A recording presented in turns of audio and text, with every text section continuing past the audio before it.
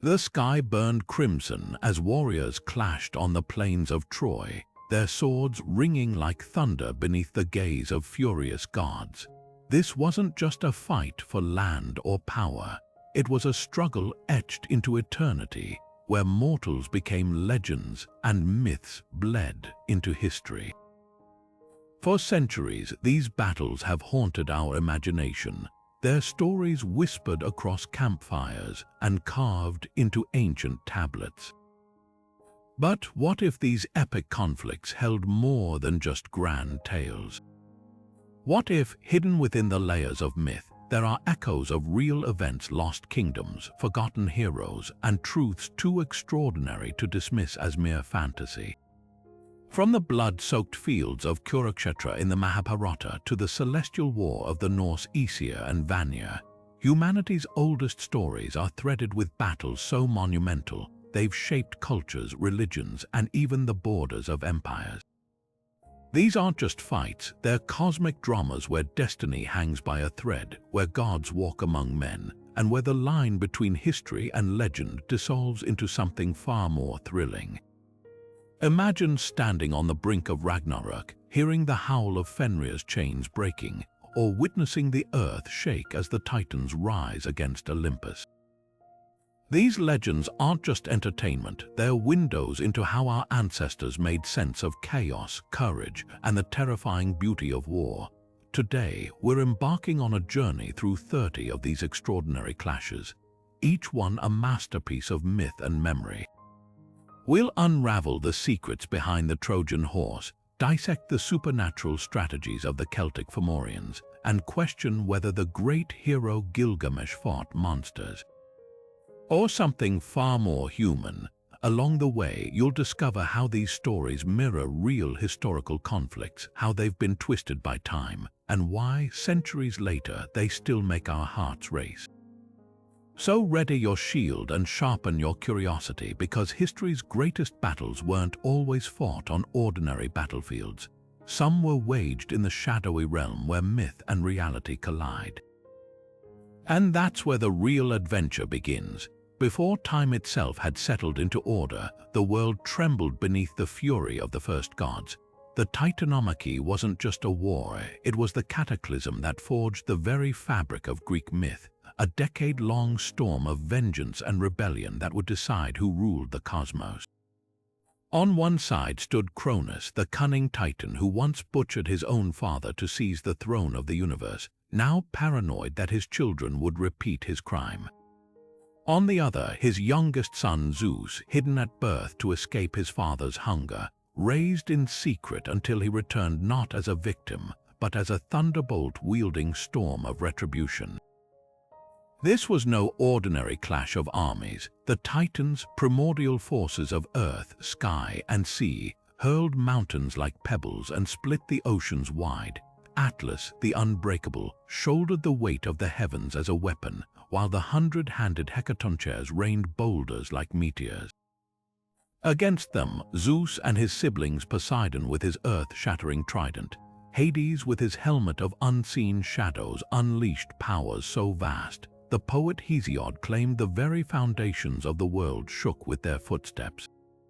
Even Gaia, the earth herself, groaned under the chaos, torn between her Titan children and the new gods who promised to overthrow the old tyranny. But what makes this war so fascinating isn't just the spectacle, it's what it reveals about how the Greeks saw the universe.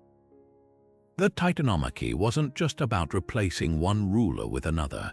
It was the mythic explanation for how order triumphed over primal chaos. Zeus didn't just defeat Cronus. He chained the Titans beneath Tartarus, a void so deep it held the roots of the world, ensuring civilization could rise from the ashes of their battle. The Olympians didn't just win a war, they established a new cosmic law where lightning ruled the sky, the seas had tides, and the dead had their own kingdom. Every thunderstorm, every earthquake, every harvest, the Greeks traced it all back to this divine revolution. Yet hidden in the cracks of the story are eerie parallels to real upheavals. Some scholars suggest the Titanomachy might echo ancient memories of volcanic eruptions or even the collapse of early Bronze Age kingdoms, where old gods were cast aside for new ones. After all, myths are rarely just fantasies, they're the scars of history, dressed in the grand robes of legend. And few scars shine brighter than this one, where the fate of the universe hung on a single, thunderous question: who deserves to rule creation? The answer, carved into the stars by Zeus's victory, still whispers to us today. The plains of Kurukshetra stretched endlessly under a blood-red dawn, silent except for the creak of chariot wheels and the uneasy whispers of 500,000 warriors. This wasn't just a battle, it was the culmination of a saga so vast it would define Dharma itself. The Mahabharata War, fought over 18 apocalyptic days, pitted brother against brother, teacher against student, weaving together the fates of gods and mortals in a tapestry of duty, betrayal, and cosmic reckoning.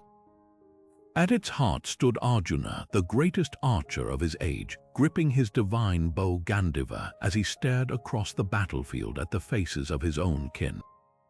His moment of crisis, the soul of the Bhagavad Gita, wasn't just about war. It was a mirror held up to every human struggle. How do we choose between right and wrong when both paths are stained with consequence? This war was unlike any other. The warriors of Kurukshetra wielded weapons that blurred the line between myth and doomsday. The Brahmastra, capable of leveling continents with a single incantation. The Pasupatastra, a gift from Shiva that could unravel creation itself. Even the celestial discs of Krishna hummed with otherworldly power. But these weren't mere tools of destruction, they were tests. When Arjuna loosed his arrows, he wasn't just fighting for a kingdom. He was navigating a labyrinth of cosmic law where every action rippled across lifetimes.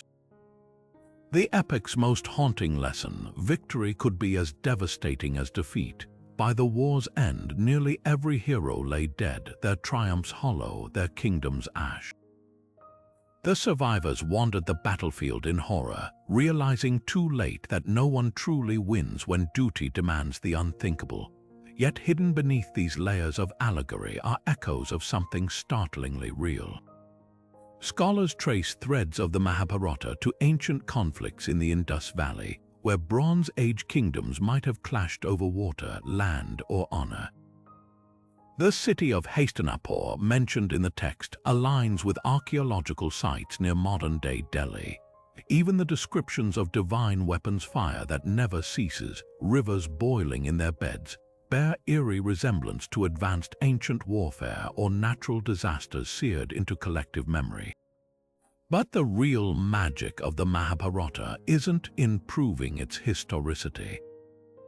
It's in how a story written millennia ago still forces us to confront impossible questions. Where do we draw the line between justice and vengeance? Can duty ever excuse violence? And when the dust settles, what if anything was worth the cost? Krishna's answer to Arjuna still resonates. Set your heart upon action, but never upon its fruits. A philosophy that transcends time, urging us to fight not for glory, but because the battle itself defines who we are. The Kurukshetra war wasn't just a legend, it was a warning. A glimpse into the abyss we all face when righteousness and ruin wear the same face. And perhaps that's why, thousands of years later, its thunder still shakes us awake. The cold winds of fate howled across the branches of Yggdrasil, carrying whispers of an ending written in fire and blood. Ragnarök wasn't merely a battle, it was the Norse apocalypse, a symphony of destruction so complete, even the gods would kneel before its fury. Odin, the Allfather, had long known his destiny, to fall with his jaw unhinged, devoured whole by the monstrous wolf Fenrir, while the great serpent Jörmungandr spewed venom across the 9 realms. But this wasn't just about death, it was about the inevitable cycle of endings and beginnings, a belief carved into the Viking soul that even from total annihilation, new life would rise like a sapling from scorched earth. The players in this cosmic drama were as terrifying as the doom they heralded. Loki, once a trickster, now unchained and leading an army of the dead from hell's sunless shores. Surtur, the fire giant, swinging his flaming sword to set the world ablaze until the oceans boiled away. and the gods themselves, from Thor's final thunderous duel with Jörmungandr to Heimdall's last horn blast shaking the roots of existence. Every detail was prophesied with eerie precision: the stars vanishing, the earth sinking into the sea, the great wolf swallowing the sun whole. Yet what makes Ragnarök so gripping isn't just its spectacle, but what it reveals about Viking resilience. Unlike other apocalypses, this one promised rebirth. After the ashes cooled, two humans would emerge from the world tree's shelter, and the cycle would begin anew. Beneath the myth's surface, though, lie haunting historical echoes. Some scholars link Ragnarök's imagery to volcanic eruptions or the brutal winters of the Nordic Bronze Age, events so catastrophic they seared themselves into cultural memory. The descriptions of Surtur's flames mirror Iceland's geothermic fury, while Fenrir's rampage could symbolize the unchecked chaos of famine or invasion. But perhaps the most profound insight lies in the Vikings' acceptance of impermanence. For a people who braved storm-tossed seas and icy winters, Ragnarök wasn't a tragedy. It was a reminder to face destiny head-on, sword in hand, knowing that even the end of all things is just another verse in an endless saga. And so the legend endures, not as a warning, but as a testament to the courage it takes to stare into the abyss and laugh.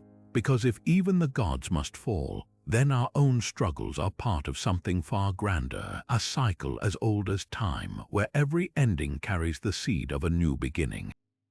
The Vikings didn't fear Ragnarök. They etched it into their shields and sang of it around roaring fires, a defiant hymn to the beauty of burning brightly before the dark. The mist-shrouded hills of Ireland trembled underfoot as two armies faced each other across the battlefield of Mag Tuathad, their conflict destined to decide the fate of the land itself. On one side stood the Tuatha De Danann, the godlike tribe who had sailed to Ireland's shores in clouds of magic, wielding relics of unimaginable power. Opposing them loomed the Fomorians, a race of twisted giants and sea-wrought horrors, their very existence a challenge to order. This wasn't just a territorial dispute, it was a war between light and shadow, craft and chaos, where victory would determine whether the land thrived or withered under the heel of tyranny.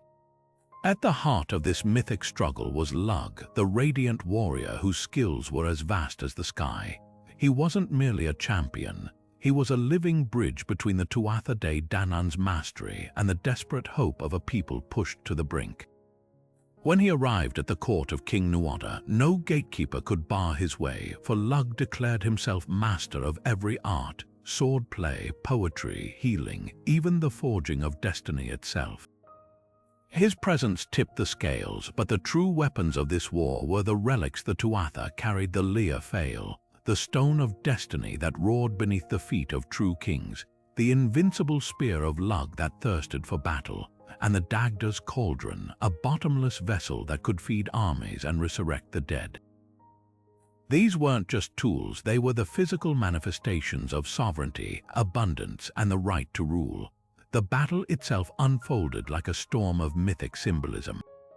The Fomorians, led by the one-eyed terror Balor, embodied the untamed forces of nature, their limbs twisted like storm-racked trees, their voices the crash of waves against cliffs. Balor's gaze alone could lay waste to entire ranks, his eyelid raised by monstrous attendants to unleash annihilation. Yet Lugh, ever the strategist, met horror with cunning. When Balor's eye opened, Lugh hurled a sling stone with such precision it tore through the giant's skull, turning the Fomorian's own weapon against him. The moment was more than tactical brilliance. It was the triumph of skill over brute force, of wisdom over blind destruction. But the aftermath of Mag Tuathad holds the real revelation. Unlike other myths where victors claim eternal glory, the Tuatha De Danann's win was tempered by profound loss. King Nuada fell, as did the noble Dagda. Their sacrifice is a reminder that order often demands a price. The Fomorians weren't wiped out, they were woven into the land's fabric, their presence lingering in Ireland's wild coasts and sudden squalls. This nuanced ending suggests something startling. the ancient Celts understood that chaos could never be fully vanquished, only balanced. The Lia Fail still stands today, silent witness to a truth etched in myth that every civilization is just one battle away from either ruin or renewal, and true power lies not in conquest but in harmony. So when you hear the wind howl through Irish ruins or feel the earth hum beneath your feet, remember Mag Two-Wired. It's more than a legend, it's a mirror held up to every culture's struggle against its own shadows, where the real victory isn't in destroying the monsters, but in learning how to walk beside them. The ocean churned beneath a bridge of floating stones, their surfaces slick with the sweat of an army of monkeys and bears who had built this impossible path with their bare hands. This was no ordinary invasion. It was Rama's righteous siege of Lanka, a kingdom of gold and shadows ruled by the 10-headed Ravana, whose arrogance had shattered divine law itself.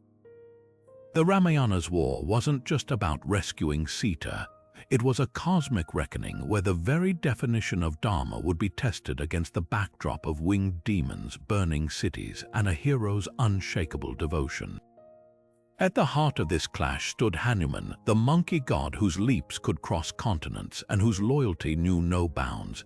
His exploits read like a manifesto of devotion, stealing into Lanka's impenetrable fortress, setting its towers ablaze with his flaming tail, and even carrying an entire mountain of healing herbs to revive fallen warriors. But Hanuman's greatest power wasn't his strength, it was his wit. When Ravana's soldiers tried to burn him alive, he shrunk his body to escape the ropes, then grew colossal to turn their fire into a weapon. Every act was a lesson. True power serves something greater than itself. Ravana, by contrast, was a king who had forgotten his place. His 10 heads symbolized mastery over the Vedas, music, and statecraft, yet his wisdom had curdled into hubris.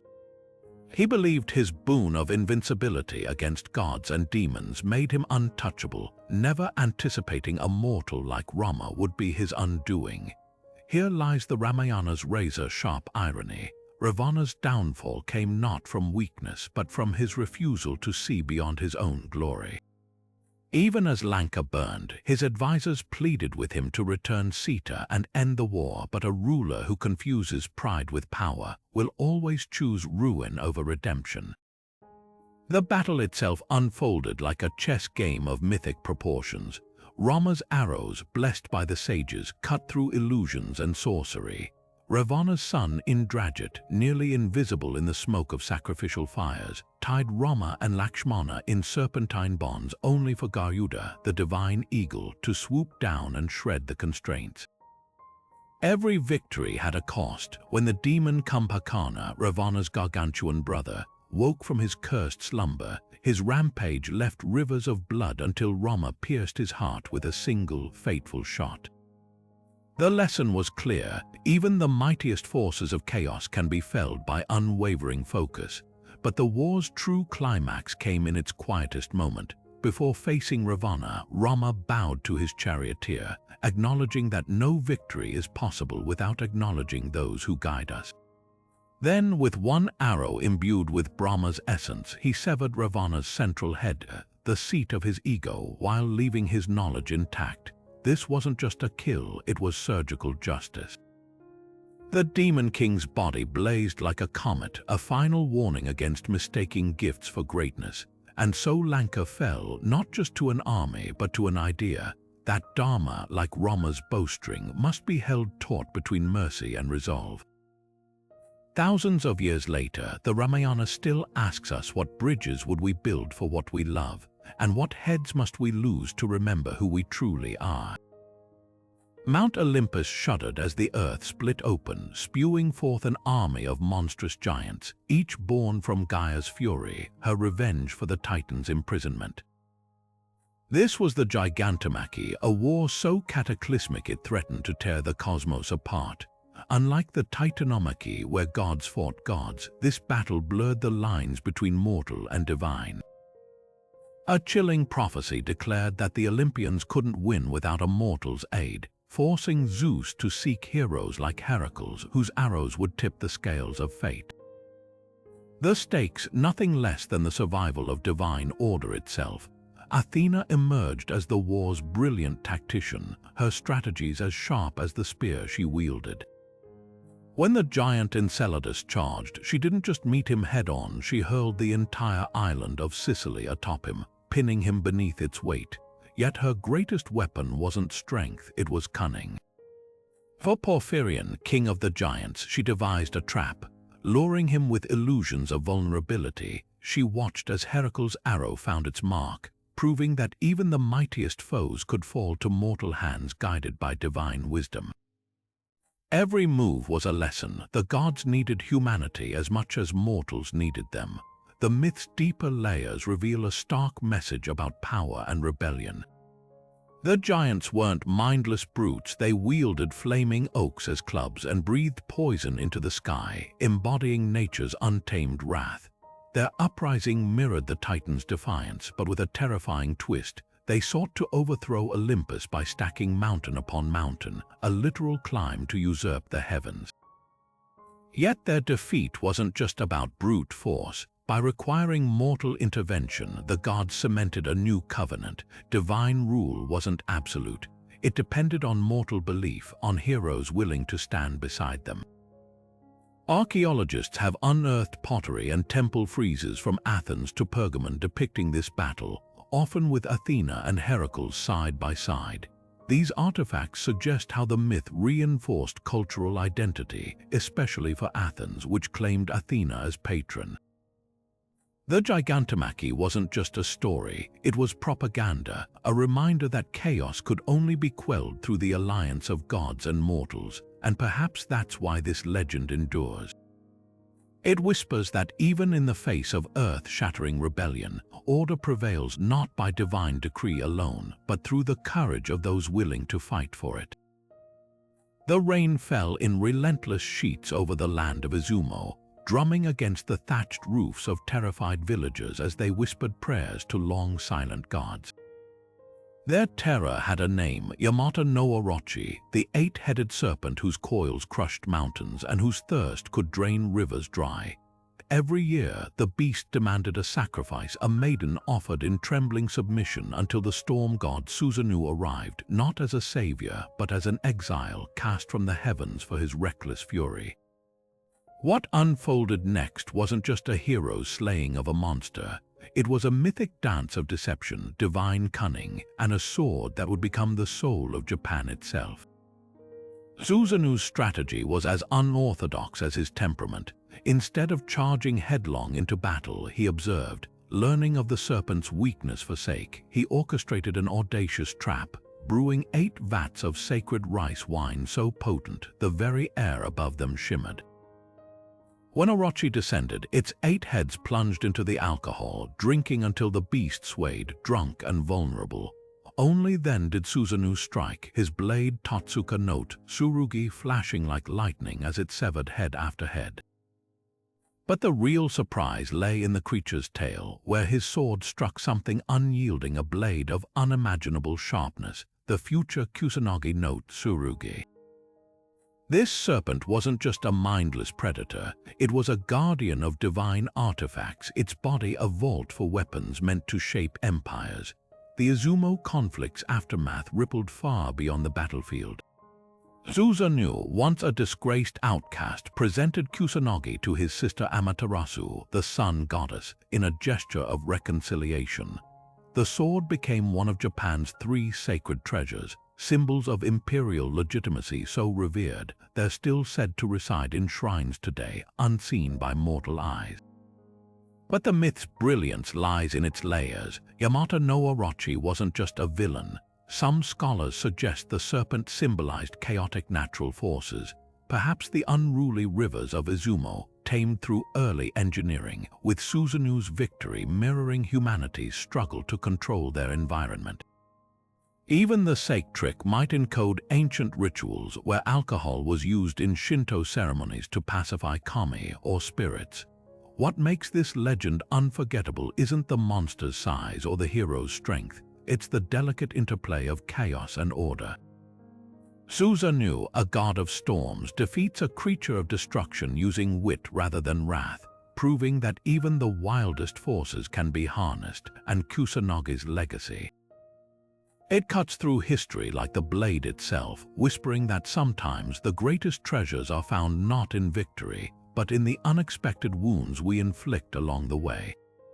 The marshlands of Camlann lay heavy with mist on that fateful day, the air thick with the scent of damp earth and impending doom. King Arthur stood facing Mordred, his own son turned usurper, across a field that would soon drink deep of blood and broken oaths. This wasn't just a battle, it was the unraveling of Camelot itself, a kingdom built on ideals of justice and unity now crumbling under the weight of betrayal. Arthur's legendary Excalibur, once a symbol of divine right, felt heavier in his grip, as if the sword itself mourned what was to come. The clash that followed would echo through centuries, not as a triumph, but as a haunting meditation on how even the noblest dreams can be shattered by the very bonds meant to sustain them. Mordred's rise to rebellion was no sudden twist of fate.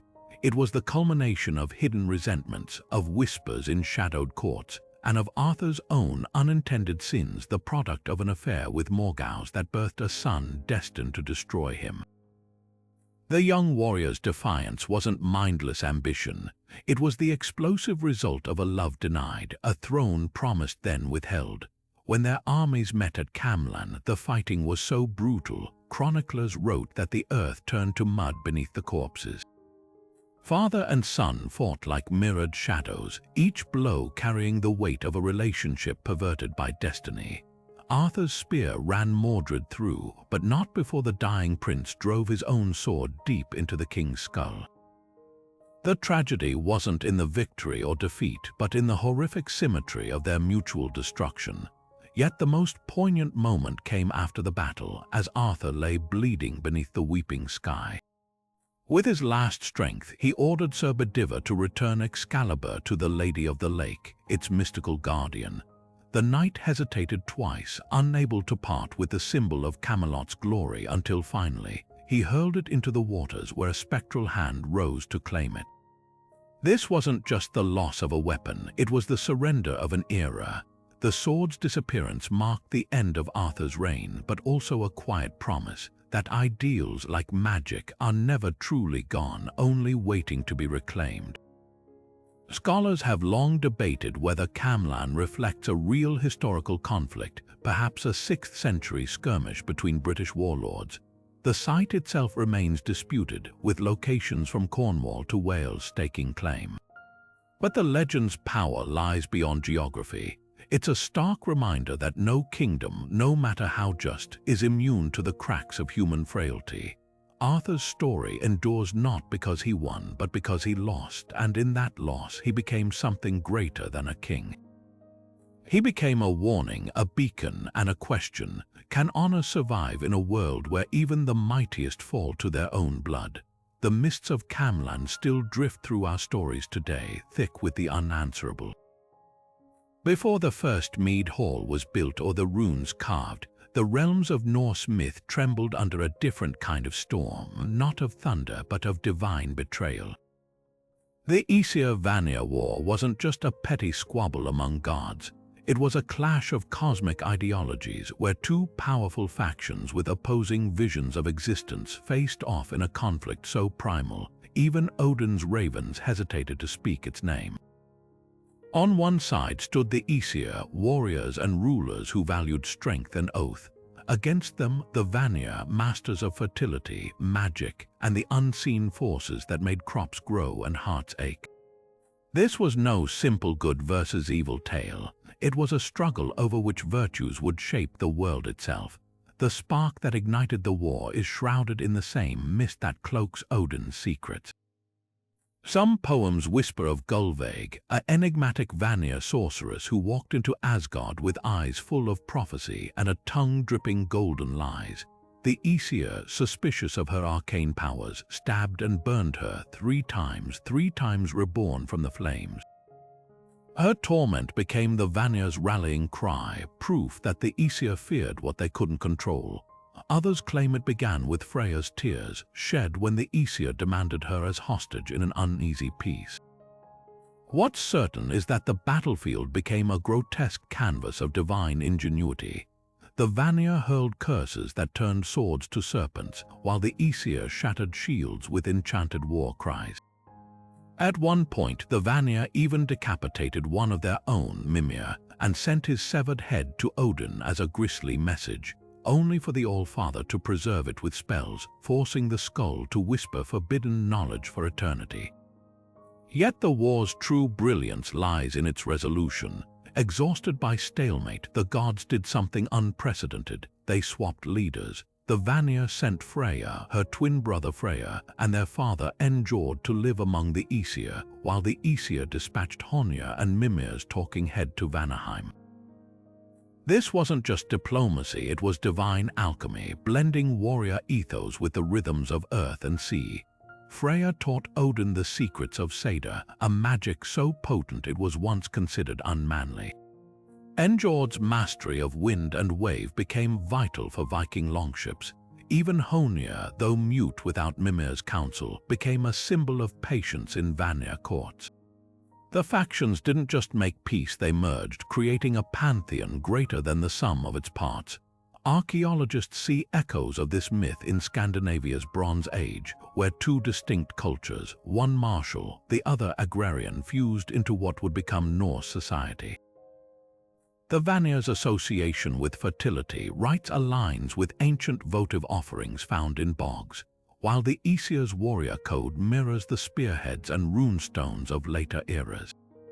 But the ultimate lesson isn't about history, it's about synthesis. The Aesir-Vanir War shows that even the bitterest divides can birth something new, so long as both sides are willing to trade blood for wisdom. When the Norse drank mead from their shared feast cup centuries later, they weren't just honoring gods, they were celebrating the idea that sometimes the only way forward is to let your enemy become your family. The waves crashed against Ireland's untouched shores as the first footsteps of Partholon's people echoed across the land. 300 men and women seeking refuge from an unnamed catastrophe beyond the sea. They came not as conquerors but as survivors, building fires and clearing forests with tools never before seen on the island. Yet the wind carried more than the scent of their hearts. It bore the choking stench of brine and rotting kelp, a warning that they were not alone. From the mist-wrapped cliffs and foaming sea caves emerged the Fomorians, their forms shifting between humanoid and something far older, limbs too long, eyes too wide, skin glistening with the sheen of creatures accustomed to the ocean's crushing depths. This was no ordinary clash of cultures. It was Ireland's mythic genesis of conflict, where civilization's first flame flickered against the primal dark. Partholon's people brought more than just axes and plows. They introduced the very concept of ordered society. The chronicles credit them with establishing agriculture, brewing the first ale, even instituting laws, each innovation a nail in the coffin of the wild unknown. But the Fomorians rejected these intrusions with violent contempt. Pirates and spirits in equal measure, they raided under the cover of storms, stealing cattle and children with equal glee. Their king, Sikol Grai Senchos, whose name meant the Footless, ruled from a floating fortress of lashed-together ships, a sovereign without land because he recognized no borders beyond hunger and whim. The battles between these forces weren't mere skirmishes, they were cosmic statements. When Partholon's warriors finally cornered Sikol at Mog Aidh, their victory felt like destiny itself nodding in approval. The Fomorians retreated to their wave-battered strongholds, and for a brief, golden age the land knew peace. Then the coughing began. A plague descended so swiftly, it seemed less like misfortune and more like divine vengeance. Partholon's people, once thriving in their thousands, wilted like frost-touched barley.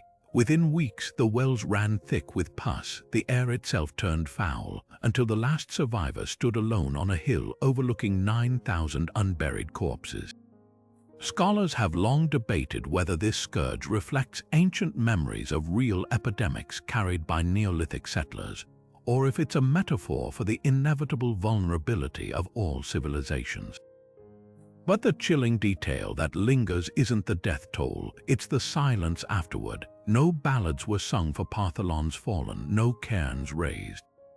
Their story survived only because the Fomorians, those eternal witnesses, whispered it to the next invaders. Perhaps that's the true horror woven into this legend. The Fomorians weren't just monsters, they were perpetual survivors, Ireland's eternal other. When the next wave of settlers, the Nemedians, arrived centuries later, they found the same twisted figures waiting in the tides, grinning through seaweed beards. The lesson is as clear as it is unsettling. You might defeat the darkness once, but it always comes back. The land remembers even when the victors don't. And sometimes the greatest battles aren't fought with swords, but with the simple, terrible act of enduring. The golden halls of Olympus shook not with thunder, but with laughter as the gods placed their bets on the Trojan War like gamblers at a dice game. While mortals bled and died on the plains below, the divine pantheon split into vicious factions, turning the conflict into their personal chessboard. Aphrodite swooped down in a shimmer of perfume to whisk Paris from certain death, while Ares, ever the bloodthirsty instigator, roared across battle lines in a chariot wreathed in screaming souls. Even Zeus, who claimed neutrality, couldn't resist hurling thunderbolts to scare off Hera when her meddling grew too blatant.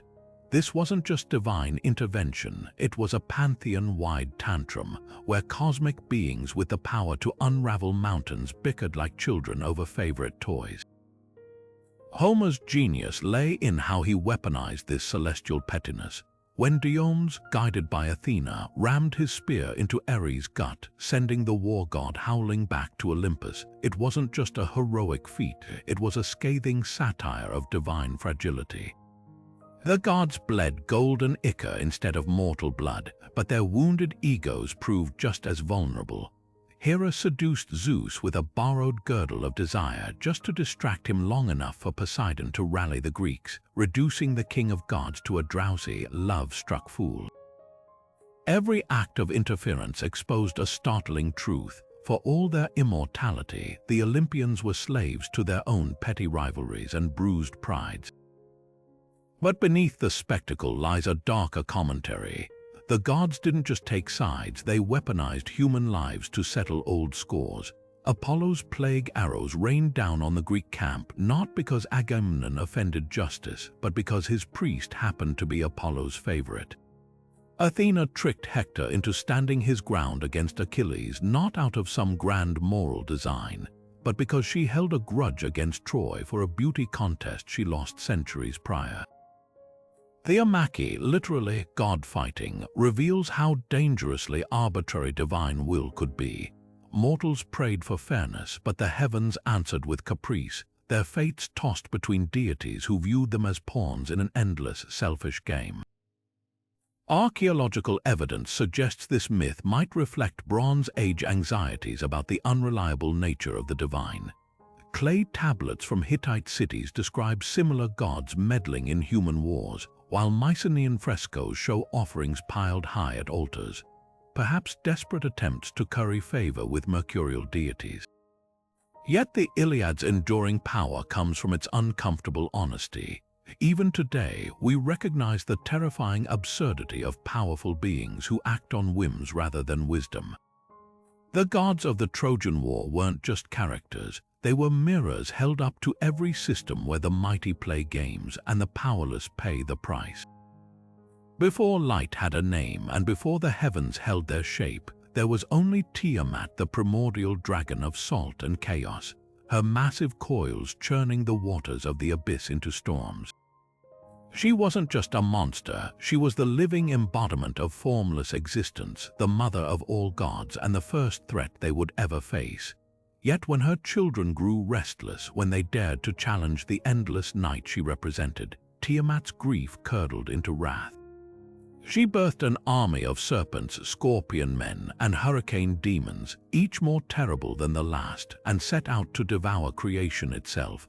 The universe held its breath until Marduk, the youngest of the gods, stepped forward, not with fear, but with a demand that would change history. If I defeat her, you will make me king of all. The battle that followed wasn't merely a clash of strength, it was a cosmic referendum on order versus chaos.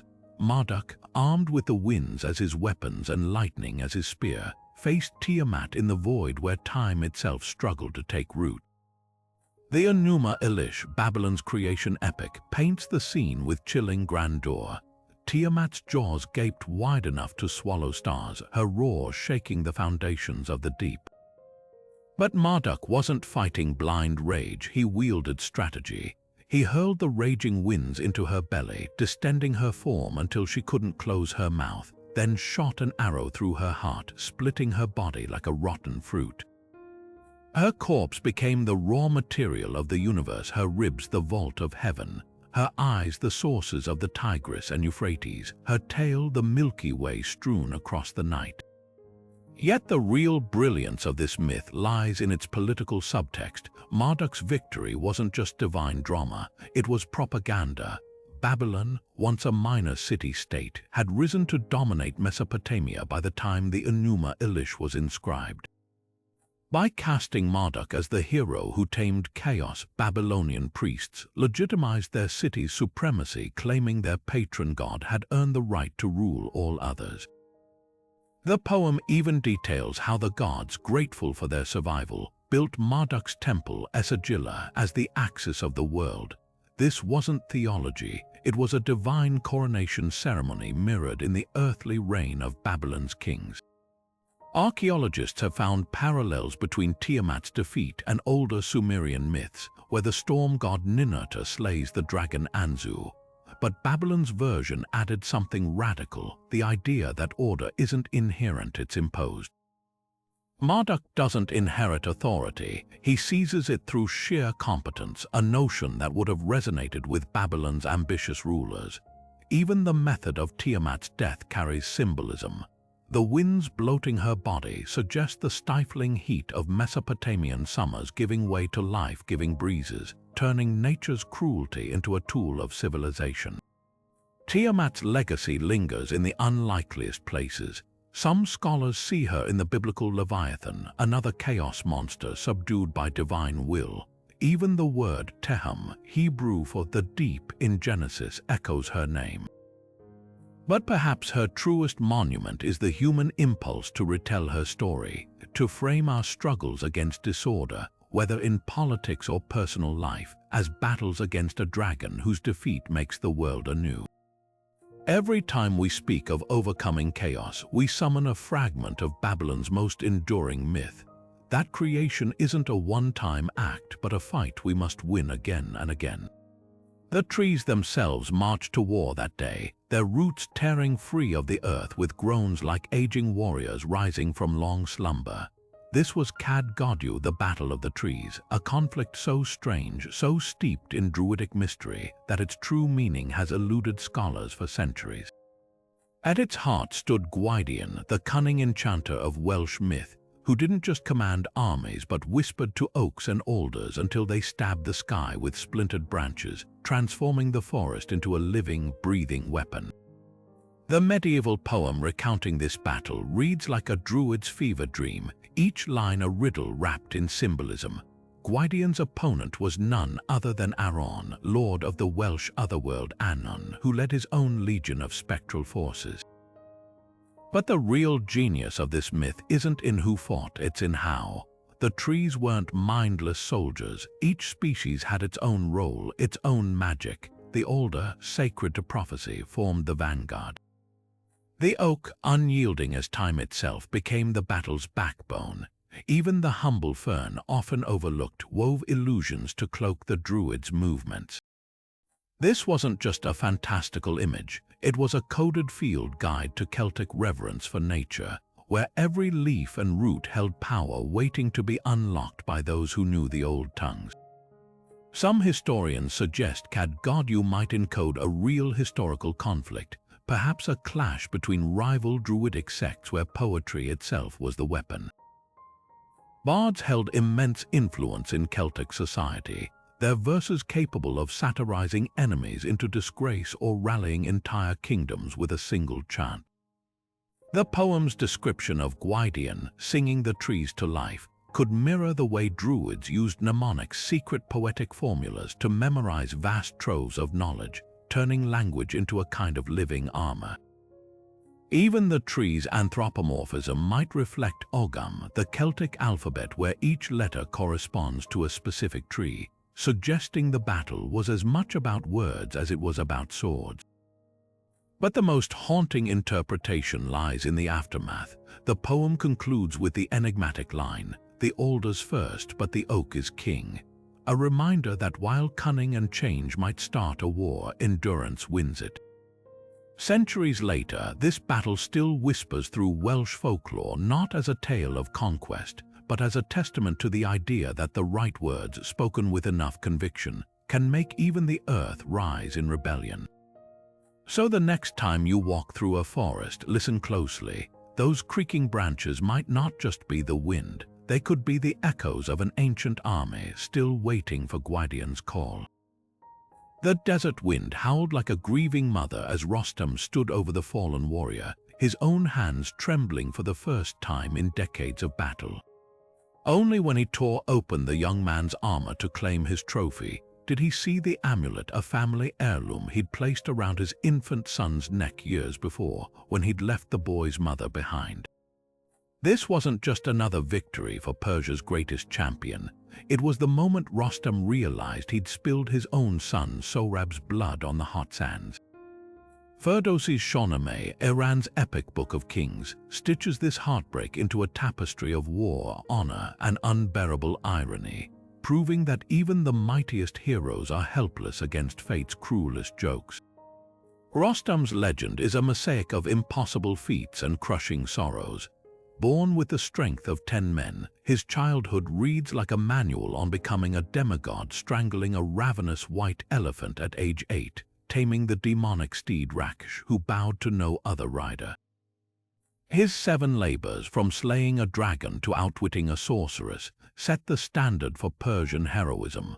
But what makes Rostam unforgettable isn't his victories, it's how Ferdowsi contrasts his physical invincibility with emotional vulnerability. When Sohrab, raised by his mother to idolize the father he'd never met, challenges Persia's champion in disguise, Rostam doesn't recognize him. The son hopes to impress his legendary sire. The father sees only another foe to vanquish. Their 3-day duel isn't just swordplay. It's a dance of tragic missteps where Rostam's cunning, like firing arrows from behind a boulder, seals his own undoing. The Shahnameh's true power lies in its cultural alchemy. Composed in the 10th century when Persia groaned under Arab rule, Ferdowsi's epic became a vault for endangered identity. He deliberately avoided Arabic loanwords, weaving pure Persian into 60,000 verses that preserved pre-Islamic myths, customs, and even the Zoroastrian concept of the divine glow of legitimacy that flickers around true kings. Rostam's battles weren't just entertainment, they were resistance. When he defends Iran against the Turanian king Afrasiyab, it's a proxy war against foreign domination. When he grieves Sohrab, lamenting, "I have burned my own soul," it's a universal cry for fathers who have sacrificed kinship for duty. Archaeologists have found traces of Rostam's mythos in Sasanian-era reliefs, where armored horsemen echo his exploits. But the story's endurance isn't carved in stone, it's in the way modern Iranians still name sons Rostam, how politicians quote Ferdowsi to stir national pride. The tragedy of Rostam and Sohrab transcends time because it asks the question every warrior fears. What if your greatest enemy is the future you fought to protect? The Shahnameh whispers back that heroism isn't about avoiding mistakes but bearing their weight without breaking. And sometimes the sharpest blades cut the hands that wield them. The earth trembled as Tongariro and Taranaki rose from their slumber, their slopes trembling with barely contained rage. This wasn't just a geological event, it was a duel of hearts, a battle between mountain gods for the love of the mortal woman Pihanga. According to Maori legend, New Zealand's volcanic peaks weren't just formations of rock and fire. They were living beings, each with pride as towering as their summits. When Tongariro caught Taranaki whispering to Pihanga beneath the moonlight, the land itself became their battlefield, their violence rewriting the very shape of the North Island.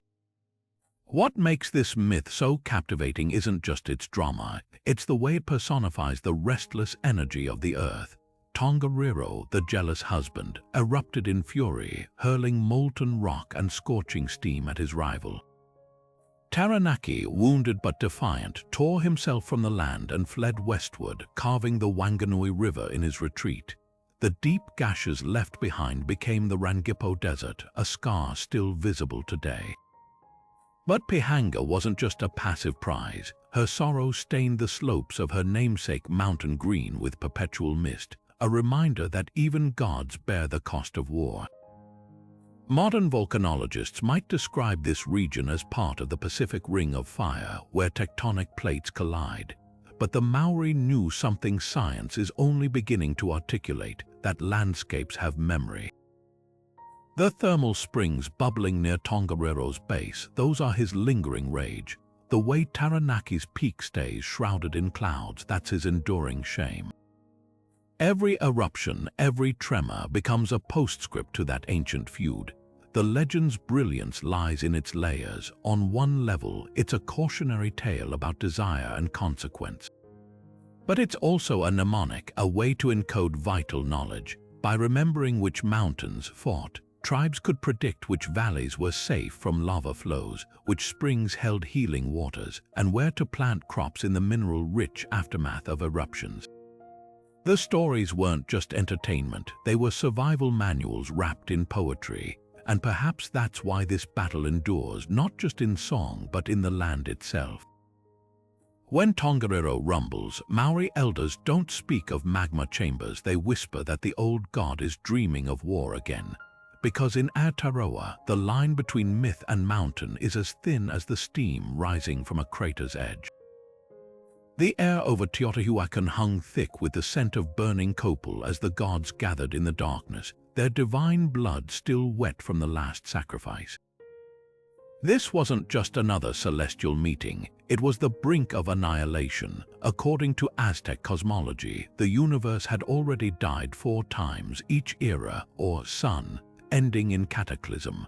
Jaguars devouring the first world, hurricanes drowning the second, raining fire consuming the third, and monstrous winds scattering the fourth. Now, as the gods debated who would leap into the sacred flames to become the 5th sun, their struggle wasn't just about power, it was about the terrifying cost of keeping time itself in motion. At the center of this cosmic tension stood Huitzilopochtli, the hummingbird god of war, whose birth was already the stuff of legend. His mother Kotlikue, the earth goddess, had been impregnated by a ball of feathers, sparking jealousy in her daughter Coilxauhqui and the 400 star gods. They plotted to kill Kotlikue mid-pregnancy, but Huitzilopochtli sprang from her womb fully armored, decapitating Coilxauhqui and hurling her body down the sacred mountain Coatepec. This wasn't just fratricide, it was a blueprint for Aztec destiny. Coilxauhqui's shattered form became the moon, a nightly reminder that the sun's survival demanded relentless bloodshed. The Aztecs saw history as a series of divine battles where gods sacrificed themselves to stave off eternal night. When the arrogant god Nanahuatzin hurled himself into the flames to become the 5th sun, he refused to move across the sky until the other gods offered their hearts. Thus began the sacred bargain. Human sacrifice became the currency of cosmic order. Warriors captured in battle weren't just prisoners. They were honored stand-ins for the gods, their pulsing hearts fed to the sun to ensure dawn would break again. The great temple of Tenochtitlan, with its twin shrines to Huitzilopochtli and Tlaloc, wasn't just a place of worship. It was a celestial charging station where blood flowed like a divine electrical current. Modern archaeologists have uncovered chilling evidence of this belief. The Tizamapantli racks displaying thousands of skulls near the Templo Mayor reveal the staggering scale of ritual warfare. But the deeper revelation lies in the art. Murals at Teotihuacan show gods armed with atlatls and obsidian blades, locked in eternal combat, while the Florentine Codex depicts the 4 previous suns as collapsed pyramids, each buried under the weight of its own failure. These weren't just myths, they were survival manuals for a civilization that believed the universe was perpetually one sacrifice away from collapse. What makes the 5 suns cosmology so haunting isn't its violence, but its reluctant optimism. Every apocalypse was followed by rebirth. Every act of destruction contained the seed of renewal. Even Huitzilopochtli's brutality carried a paradox. By embracing war, the Aztecs weren't just terrorizing their neighbors, they were keeping the cosmos alive. When conquistadors arrived, they saw only savagery, but under the gore lay a profound question. How far would you go to save the world? For the Aztecs, the answer was written in blood and fire, a reminder that dawn isn't free, it's bought heartbeat by heartbeat. The icy waves of the Pohjola Sea clawed at the sides of Vainamarainen's boat as he and his companions rowed furiously through the storm, the stolen Sampo heavy in their hold. This wasn't just a mythical artifact, it was the very heartbeat of Finnish survival, a magical mill that churned out endless salt, grain, and gold, forged by the smith Ilmarinen at the cost of his sweat and blood. But the witch Queen Lauhai, its ruthless guardian, hadn't surrendered it willingly.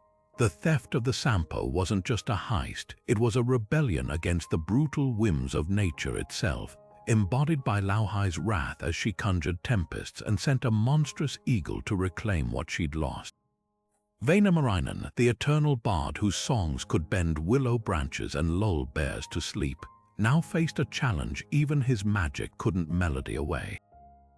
The sea battle that erupted was less a clash of swords than a symphony of desperation, Lauhai's winds shredding sails into ribbons, her tidal waves gnashing like wolf jaws, while the old sage strummed his cantel to calm the waters just long enough to keep the boat afloat. When the eagle struck, its talons gouging splinters from the hull, it wasn't brute strength that saved them. Lemminkainen, the reckless warrior, hurled fire into the beast's feathers, and Ilmarinen, hammer still glowing from forging the Sampo, struck its claws with a thunderous clang. Every moment crackled with the tension of a people who knew their survival hinged on outsmarting the untamable. Yet the tragedy and brilliance of the Sampo's legend lies in its ending. As Lauhai's forces closed in, the mill shattered against the rocks, its fragments scattering into the sea. Some say its base sank to become Finland's mineral-rich bedrock. Its lid flew to the heavens to form the northern lights, and the broken handle still washes ashore as driftwood, carrying whispers of prosperity. This wasn't a clean victory, but a messy compromise. The Finns couldn't hoard the Sampo's magic, but neither could Lauhai. Its fragments seeped into the land itself, ensuring no force, natural or supernatural, could ever fully starve them again. The Kalevala's epic resonates because it mirrors Finland's real history, a nation forever wrestling with frozen soil and short summers, where every scrap of abundance was hard-won. Lauhai isn't just a villain, she's the embodiment of the Arctic's indifference, the blizzards that swallow crops and the winters that gnaw at hope. Vainamarainen's struggle isn't about greed, it's about the right to thrive against impossible odds. Even the Sampo's destruction carries a lesson. Sometimes resilience doesn't mean keeping what you steal, but letting it transform into something the wind and water can't take away. Listen closely to Finnish folk songs today, and you'll hear echoes of that desperate voyage, the rhythm of oars against waves, the creak of a boat fighting the storm. The Sampo's fragments still hum beneath the soil, a promise that even broken magic can seed a nation's strength. The skies above the sacred city of Isle Ife churned with divine fury as Ojujuwa, the exiled prince of heaven, stood facing his brother Obatala in a battle that would decide who shaped the destiny of the Yoruba people. This wasn't just a family feud, it was a cosmic reckoning, a clash between two visions of creation itself. Obatala, the sky god entrusted with molding humanity from clay, had faltered, drunk on palm wine and leaving his figures unfinished. Seizing the moment, Ojujuwa descended on a golden chain with a sack of sacred earth, a handful of wisdom, and a five-toed chicken that would scratch the land into existence. But when Obatala awoke to find his younger brother usurping his role, the first kingdom of the Yoruba became a battlefield where gods bled power instead of blood. Ojujuwa's victory wasn't merely about force, it was a revolution in divine order. His sack of earth poured onto the primordial waters became Isle Ife, the birthplace of civilization, where the first mortal kings would later trace their lineage. The chicken's frantic scratching didn't just shape hills and valleys, it etched the blueprint for sacred geography with Ife as its spiritual epicenter. Yet Obatala's defeat carried unexpected grace. Rather than casting his brother into oblivion, Ojujuwa granted him a new role, guardian of the flawed and unfinished, protector of those born with disabilities, a poignant acknowledgement that even divine mistakes have purpose. This reconciliation echoes in Yoruba rituals to this day, where kings and priests still honor Obatala's wisdom alongside Ojujuwa's sovereignty, proving that true power lies in balance. The echoes of this myth pulse through Yoruba kingship like a heartbeat. Every new Uni of Ife, the living descendant of Ojujuwa, reenacts this divine struggle during his coronation, receiving the sacred Ade crown as a symbol of his ancestors' triumph. But the crown itself hides a secret. Its beaded veil obscures the king's face not just to inspire awe, but as a reminder that no mortal fully comprehends the weight of Ojujuwa's legacy. Even the palace walls whisper this duality, adorned with sculptures where Obatala's serene patience counters Ojujuwa's defiant ambition, a visual sermon on the tension between creativity and discipline. Archaeologists have found startling parallels between this myth and Ife's real history. The city's layout mirrors the sacred geography described in oral traditions, with its concentric rings radiating from the Uni's palace like ripples from Ojujuwa's first act of creation. Terracotta heads unearthed at Ife, depicting rulers with intricate scarification, seem to embody the moment when gods became ancestors, their hollow eyes watching over a lineage unbroken for centuries. But the deepest truth lies not in artifacts but in living memory. When Yoruba elders chant Ojujuwa's Oriki, praise poetry dense with metaphor, they aren't just reciting myth. They're invoking the unbroken thread linking heaven's revolt to today's harvest festivals, court ceremonies, and the quiet prayers of mothers anointing newborns with sacred river water. What makes this legend timeless isn't its spectacle, but its humanity. Ojujuwa and Obatala's conflict mirrors every sibling rivalry, every clash of vision between generations. Their resolution offers a radical idea that even the most bitter struggles can birth something greater than victory or defeat. When the people of Ife say, Isle Ife, Omo Ojujuwa, a Ife, child of Ojujuwa, they aren't just stating ancestry. They're affirming that every city, every life begins with someone daring to scatter earth where there was only water and trusting the chickens to do the rest. The howling winds bent the ancient oaks double as Perun raised his axe high, its blade crackling with celestial fury. Across the sodden earth, Veal slithered from the underworld's depths, his serpentine coils churning the soil like a plow through fertile darkness. This wasn't just a mythical skirmish, it was the Slavic cosmos trembling at the collision of two primal forces. Perun, the thunder god whose chariot wheels ignited summer storms, embodied the untamable might of the sky. Veal's shape-shifting lord of cattle, magic, and the watery underworld was the earth's whisper, the damp root, and the lurking predator. Their eternal struggle wasn't merely conflict, it was the engine of the seasons, the reason winter's grip always yielded to spring's thunder. Every autumn, when Veal stole Perun's celestial cattle, those luminous storm clouds, and hid them in his subterranean realm, the land froze under the thunder god's absence. Trees stood skeletal, rivers hardened into silence, but come spring, Perun would hunt Veals through every twisted birch and murky swamp, his lightning splitting open the earth to liberate the rains. The chase wasn't random, it followed sacred pathways, Folklorists trace their battle routes along ancient Slavic settlements, where boundary stones carved with Perun's axes stood opposite serpentine carvings of veils, marking the tension between village and wilderness, order and chaos. Villagers knew to build homes on Perun's side of these markers too close to Veil's domain, and your livestock might sicken, your cellar flood with unexpected waters. The gods' rivalry bled into daily rituals. Farmers would bury a bull's skull at the field's edge Veil's likeness to ward off Perun's hail, then nail a horse skull, a creature sacred to the thunderer, atop their barn to balance protection. Even Christian missionaries couldn't erase this duality. Saint Elijah inherited Perun's lightning, while Veil's merged with Saint Nicholas, patron of wanderers and wolves. The clash wasn't erased, it was baptized, yet beneath the mythic spectacle lies a startling ecological wisdom. Perun and Veil's weren't enemies so much as partners in a brutal dance. Without Veil's theft, the land would parch under endless storms. Without Perun's vengeance, the waters would stagnate. Their battle was the rhythm of the natural world, where opposition didn't mean destruction but equilibrium.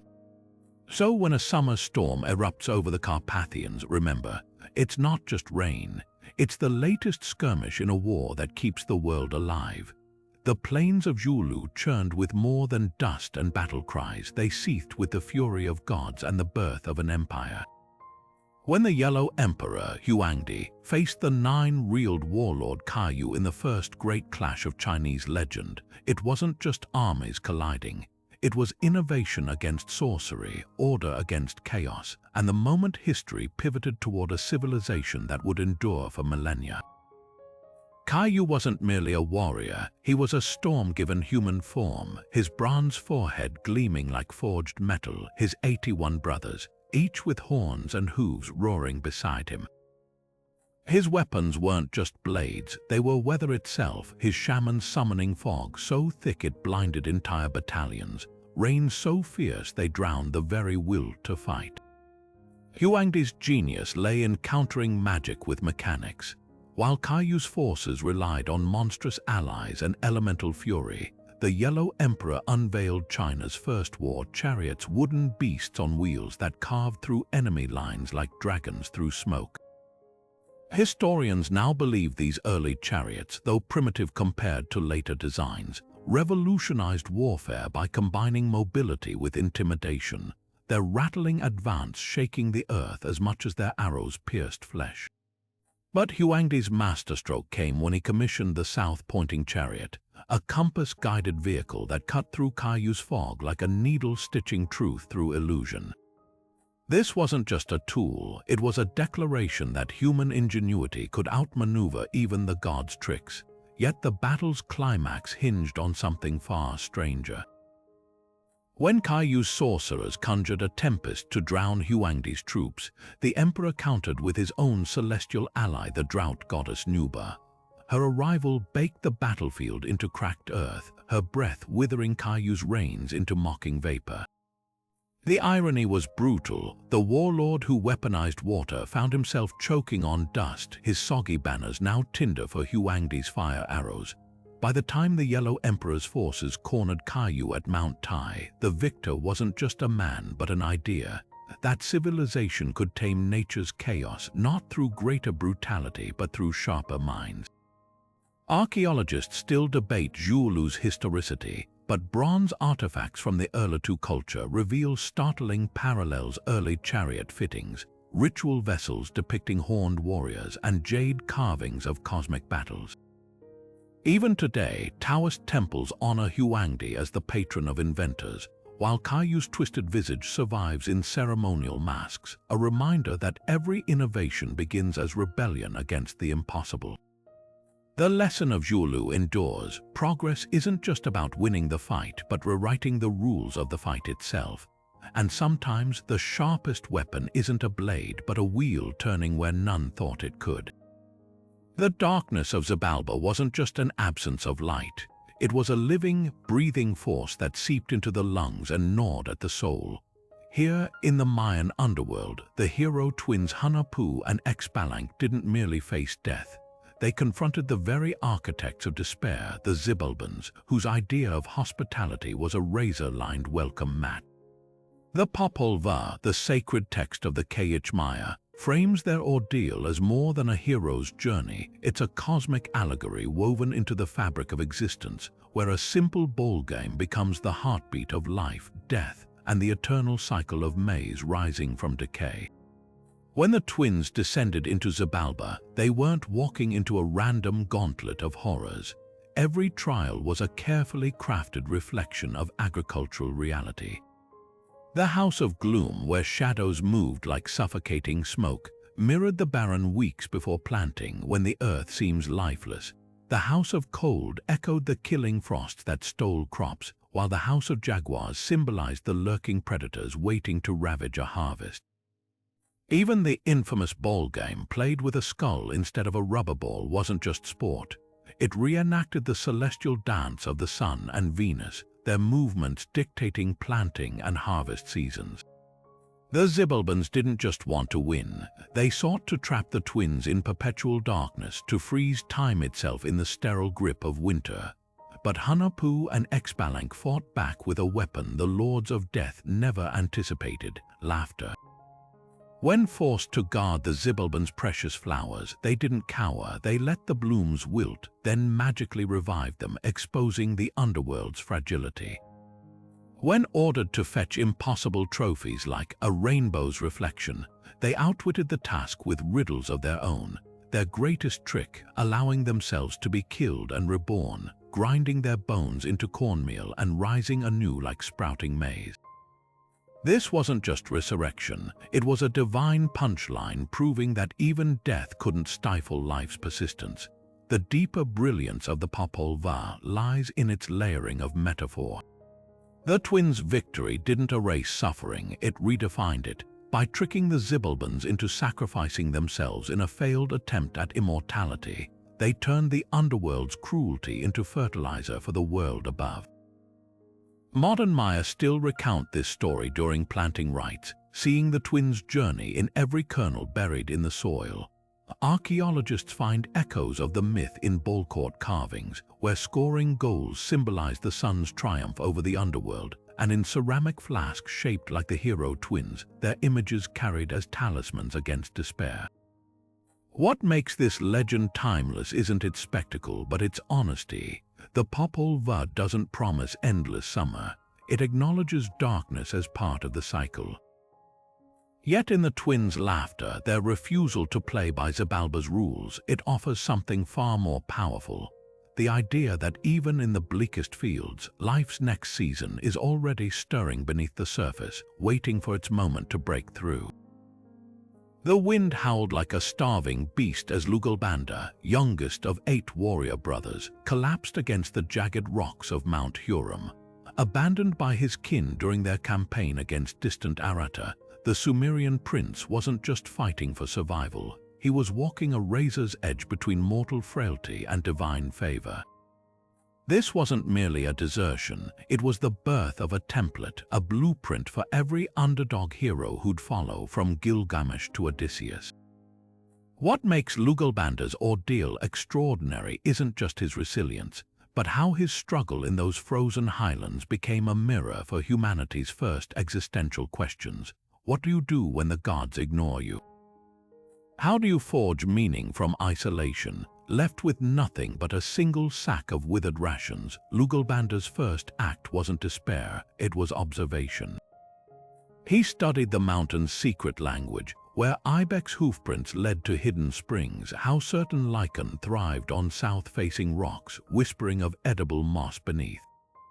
When fever raged through his body, he didn't plead to the sky. He brewed pine needle tea in a stolen vulture's nest, turning carrion into medicine. The epic's vivid descriptions of these improvisations preserved on fragile clay tablets reveal something startlingly modern.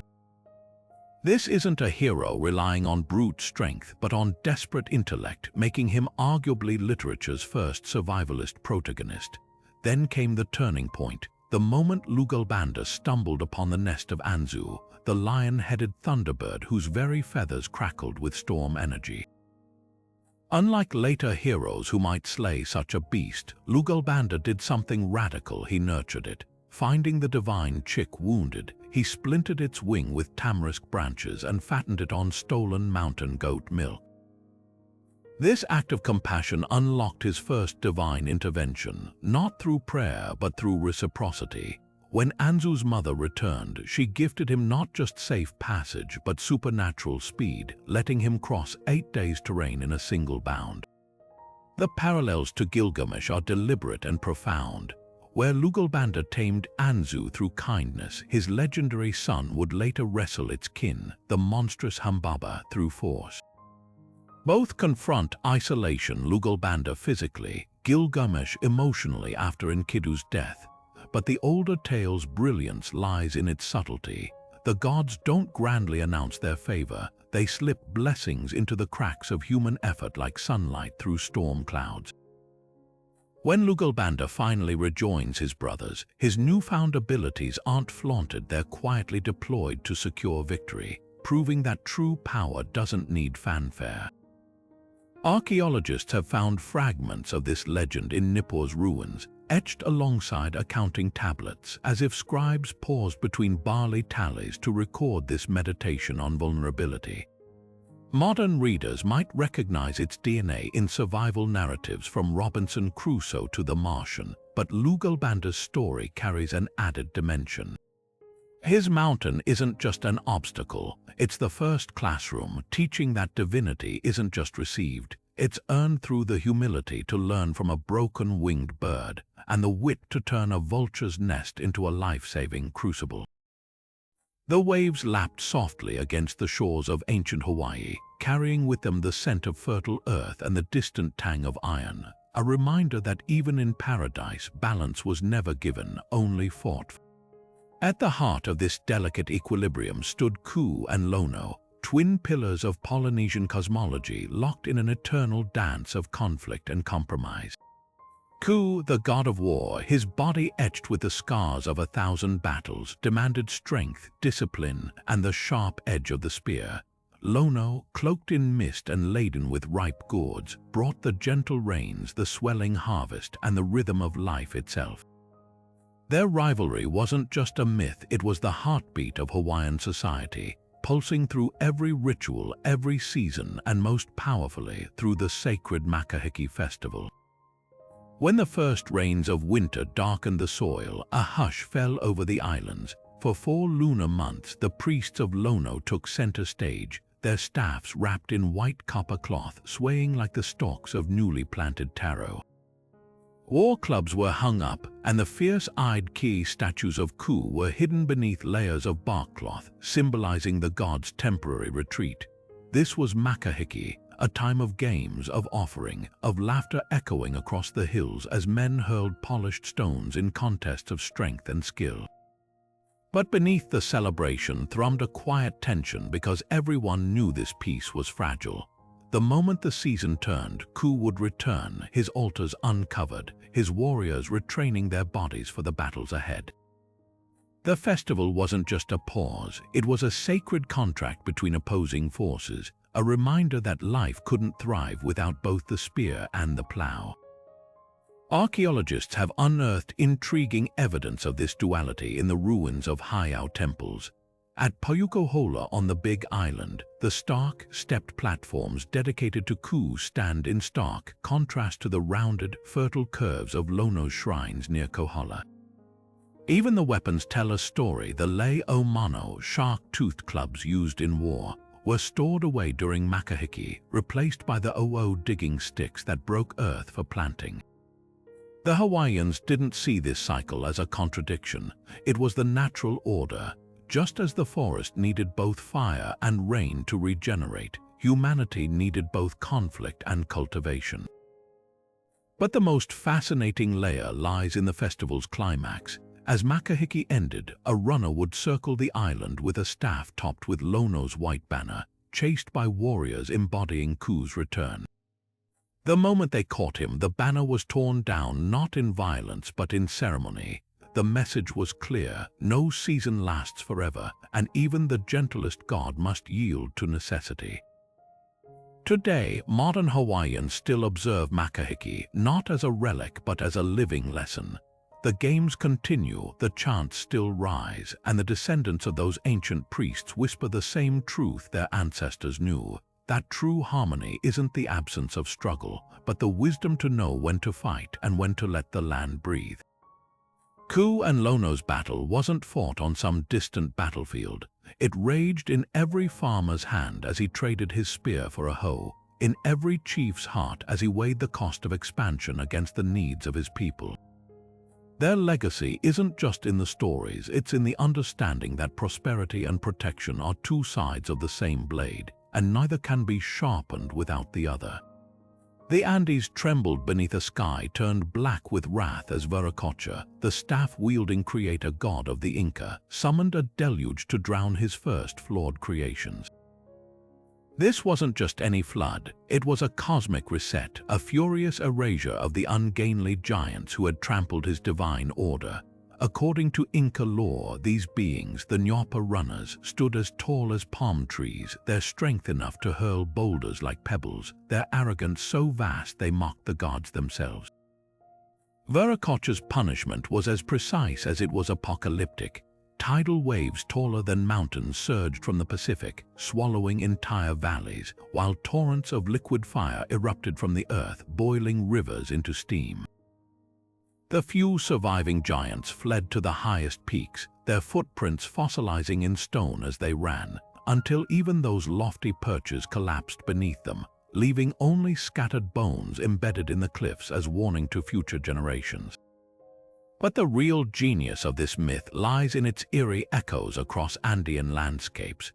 The ruins of Tiwanaku, with its massive stone blocks weighing hundreds of tons, bear tool marks too precise for conventional ancient tools, leading some to whisper that these were the very quarries where the Nyapa runners hewed their monoliths before Viracocha's judgment.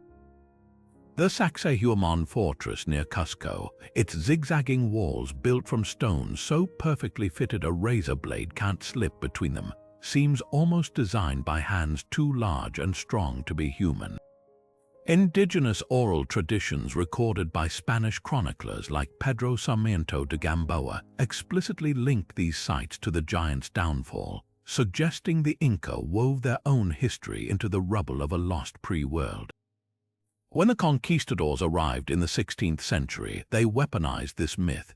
Spanish priests, hearing tales of Viracocha's purges, spun them into a twisted justification for their own violence, claiming the Incas' pagan gods had prefigured Christianity's wrath, and that the new European rulers were merely fulfilling an old divine pattern. The irony was bitter. A story meant to explain the cyclical nature of creation became a tool for its disruption. Yet the Incas' descendants quietly subverted this narrative. Colonial-era murals in churches like Andahuaylila's depict Viracocha's flood alongside Noah's, not as contradiction, but as parallel truths, a sly assertion that their cosmology could absorb even the invaders' theology without breaking. Modern geologists have found tantalizing clues that this legend might encode real cataclysms. Sediment cores from Lake Titicaca reveal evidence of ancient floods, while fossilized megafauna bones discovered in the Andes could have inspired tales of colossal beings. But the myth's deepest power isn't in proving its historicity, it's in how it frames destruction as a necessary prelude to renewal. After the waters receded, Viracocha didn't abandon the world. He emerged from Lake Titicaca, his bearded visage glowing like moonlight on water, to sculpt humanity anew from smaller, humbler stones. This time, he whispered wisdom into their ears before setting them loose, a reminder that true creation isn't just about power but patience. So when you stand before those impossible Inca walls, running your fingers over joins no mortar could replicate, consider this: perhaps the stones themselves remember. Not the hands that placed them, but the lesson they embody, that even the mightiest will fall if they forget their place in the balance, and from their ruins something finer might yet rise. The sky split like ripe pomegranate flesh as Vahan, the fiery warrior god of ancient Armenia, descended from the heavens with a roar that set the very air ablaze. Born from a stalk of flaming reeds, his hair and beard woven from living fire, he wasn't just a dragon slayer. He was the embodiment of celestial wrath against the writhing chaos that sought to choke the land. The dragons he faced weren't mere beasts. They were manifestations of primordial disorder, their scales glistening with the venom of droughts, their coiled bodies crushing the life from rivers and fields. When Vahan's fingers closed around their throats, it wasn't just a hunt, it was the universe realigning itself, the triumph of light over the formless dark that had haunted Armenian nightmares since time's dawn. What makes Vahan's legend unforgettable isn't just its spectacle, but its deep roots in the collision of cultures. The earliest hymns praising him, preserved in the fragments of Movses Kornatsi's histories, hum with Zoroastrian echoes, his battles mirroring the cosmic struggle between Ahura Mazda's order and Angra Mainyu's deception. Yet Vahan isn't a mere copy of Persian heroes. His fire isn't the sacred flame of Zoroastrian temples. It's the wild, untamed blaze of the hearth and the forge, a reflection of Armenia's rugged highlands where survival itself was a daily defiance of ice and wind. Even his title, Vishapakog Dragon Reaper, carries a uniquely local grit, its consonants sharp as the obsidian blades his worshippers carved from volcanic glass. The dragons themselves tell a story of ecological dread. Armenian folklore describes them as Vishaps, serpentine titans who lurked in mountain lakes, their hibernation cycles dictating the seasons. When a Vishap stirred, glaciers cracked and landslides buried villages. Vahan's victories weren't just symbolic, they encoded ancient strategies for coping with disaster. Rituals found near Lake Sevan, where petroglyphs show spear-wielding figures confronting sinuous monsters, suggest communities slayed droughts by symbolically piercing Vishap effigies with ritual spears, channeling Vahan's power to restore balance. But the most haunting layer of this myth lies in its afterlife. When Armenia embraced Christianity in the 4th century, Vahan's flames didn't extinguish, they transmuted. The fiery warrior became Saint George in local retellings, his dragon fights painted on church walls with a distinctly Vahan-esque ferocity. Even today, Armenian mothers hum lullabies about the Arivodic children of the sun, a nod to Vahan's solar connections. His legacy smolders beneath the surface of hymns and harvest festivals, a reminder that some fires burn too deep for even centuries of change to quench. So when you see the morning sun gild the slopes of Mount Ararat, remember that golden light isn't just illumination.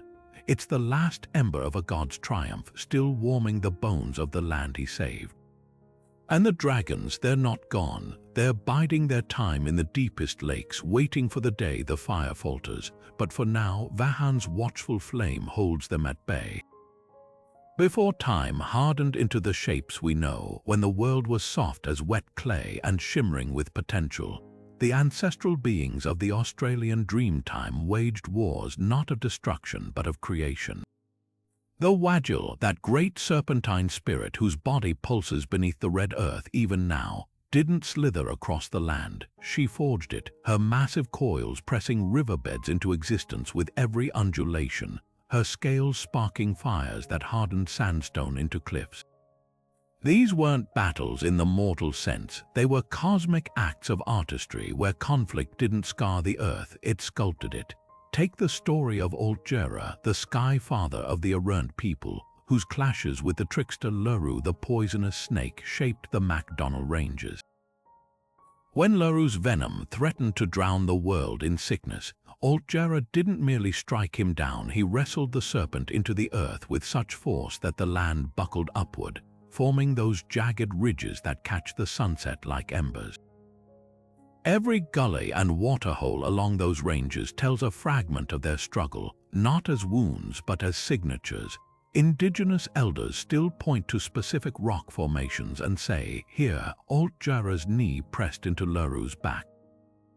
There, the serpent's thrashing tail gouged the valley where the honey ants now thrive. What makes these stories revolutionary is their refusal to separate violence from beauty. In Western myths, war leaves ruins. In the dream time, it leaves landmarks. The Noongar people of southwestern Australia describe the Wadjal's battles with the eagle spirit as the reason the Swan River curves like a fleeing serpent. Its estuary the spot where the bird's talons finally grazed the water. Even the Kimberley's Wandjina spirits, those cloud-riding deities who control the monsoons, are said to have painted the landscape with their clashes, their lightning strikes splitting rock formations into the cathedral like pillars seen today. These narratives aren't just explanations, they're living maps. When Aboriginal guides speak of the Two Sisters Mountains near the Glass House Mountains, they're recounting the frozen moment when ancestral beings threw spears that became peaks, each geological layer a verse in an unbroken songline. Modern geologists marvel at how these stories align with actual events. The Wadjal's winding path mirrors ancient water flows from melted glaciers, while Altjera's battle scars correspond to fault lines. The Dreamtime doesn't just describe the land, it diagnoses it, offering ecological wisdom wrapped in epic imagery. The lesson etched into these creation wars is profound. Conflict isn't the opposite of harmony, it's the chisel that reveals it. Unlike Greek titans toppled into Tartarus or Norse gods doomed to Ragnarök, Australia's ancestral beings never truly end. Their struggles vibrate in the cicadas' drone at dusk, in the way floodwaters retrace the Wadjal's old paths after the rains. To walk these landscapes is to move through a battlefield where every victor and vanquished became the soil, the trees, the air itself. The Dreamtime doesn't ask us to choose between war and creation. It whispers that sometimes the most fertile ground is the place where forces collided and left the earth richer for the collision. The storm clouds over Nippur churned with unnatural fury the day Anzu the Devourer made his move, not with claws or fangs, but with treachery slick as serpent's oil.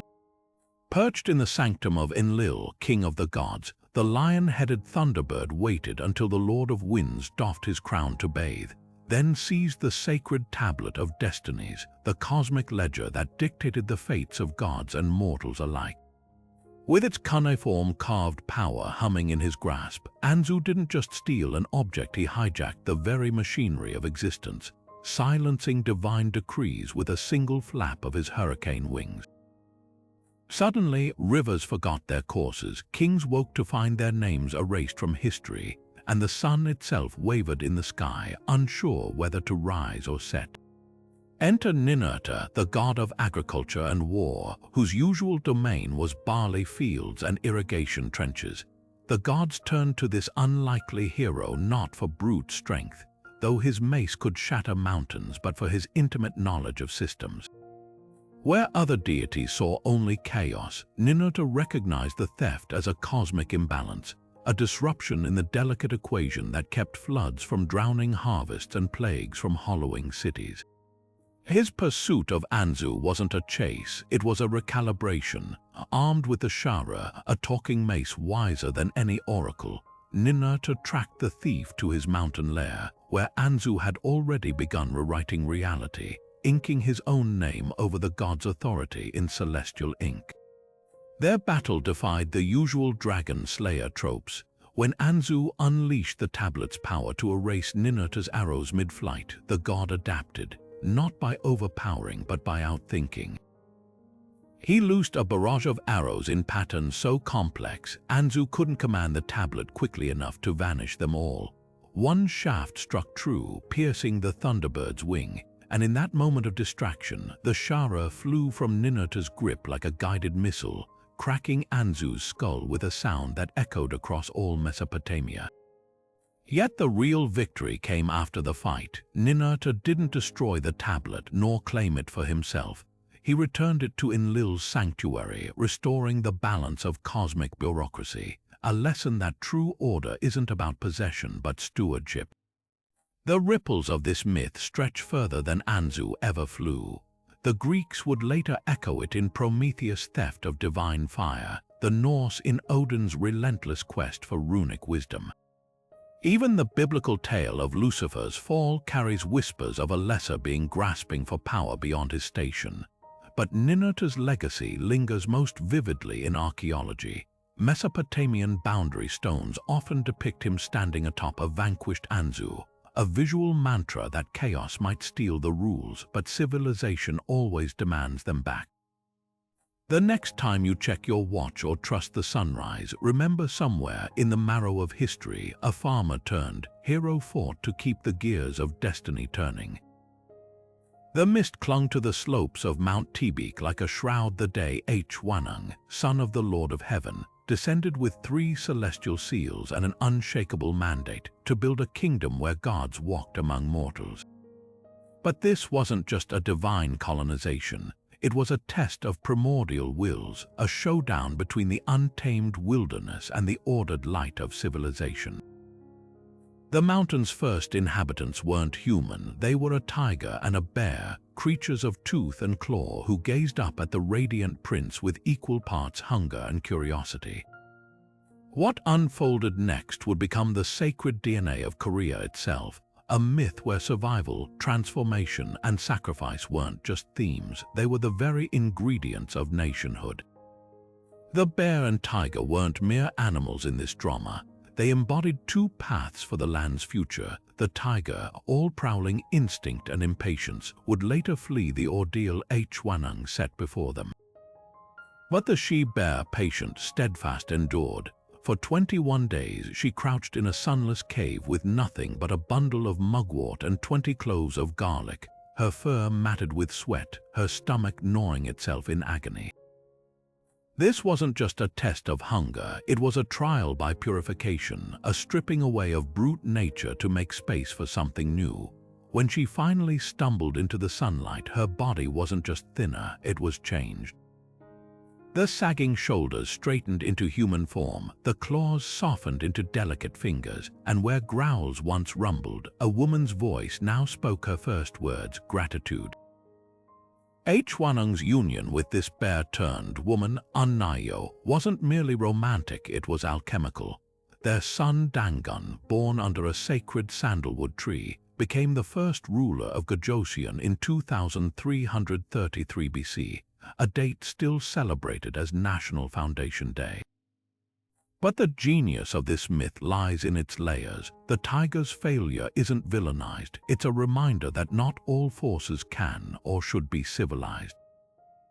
The bear's transformation isn't a loss of wildness, but an elevation of its essence into something capable of nurturing a nation.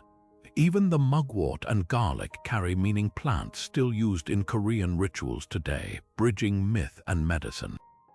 Archaeologists have found tantalizing echoes of this story in Bronze Age petroglyphs near the Digok River, where bear motifs appear alongside shamanic symbols. Modern DNA studies even trace Korean ancestry to a unique haplogroup prevalent among descendants of ancient northern hunter-gatherers, people who likely revered bears as kin. But the myth's real power isn't in proving its historicity, it's in how it frames Korean identity as a conscious choice. To be Korean, the legend whispers, isn't just about blood, it's about the willingness to endure the cave, to trade instinct for wisdom, and emerge not as conquerors, but as caretakers of a land where heaven and earth once shook hands. So when you see the Korean flag's yin-yang symbol cradled by 4 trigrams, remember, it's not just philosophy, it's the bear and the tiger, the cave and the sunlight, the wild and the cultivated, forever circling each other in the dance Dangun began. And somewhere on Tebek's slopes, the wind still carries the scent of garlic and perseverance, the birthright of a people forged in patience. Before the first spear was forged or the first kraal built, the Zulu cosmos shuddered with the weight of Unkulunkulu's choice. The great ancestor, emerging from the primordial reeds of Athlanga, didn't merely create the world, he divided it, wrenching apart the formless unity of existence with hands that carried both tenderness and terrible resolve. This wasn't just separation, it was the first act of war, a celestial fracture that birthed the very concept of opposition. From his body came the sky and earth, locked in eternal tension. From his breath, the twin forces of creation and destruction that would later pulse through every Zulu warrior's heartbeat. The myth's brilliance lies in its unsettling simplicity. Uncullunkulu didn't conquer chaos with thunderbolts or floodwaters. He negotiated with it. To bring light, he had to acknowledge darkness. To carve valleys, he first honored the mountains. This delicate balance became the blueprint for Zulu identity, where conflict wasn't something to eradicate but a sacred force to be mastered.